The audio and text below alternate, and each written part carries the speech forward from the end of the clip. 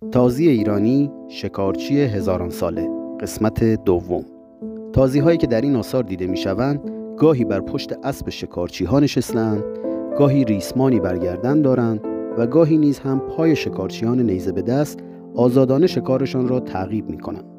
شیوه‌های مشابه شکار با تازی‌ها در نقش‌ها، در نگاره‌ها و آثار هنری دوره‌های گوناگون ایران بسیار دیده می‌شوند. تنوع این نقش‌ها نشانگر پایداری راه و رسم شکار و حفظ سنت‌های کهن در طول هزاران سال است. باستانشناسان کهن‌ترین نشانه‌های حضور سگ تازی را در ایران در منطقه‌ای یافتند که قدیمی‌ترین محل سکونت بشر در دشت میباشد. این منطقه شامل تپه‌های باستانی در نزدیکی شهر کاشان است. در آنجا افزون بر استخوان‌های حیوانات اهلی دوران پیشین، استخوان‌های یک سگ تازی نیز به دست آمده که متعلق به هزاره چهارم پیش از میلاد است.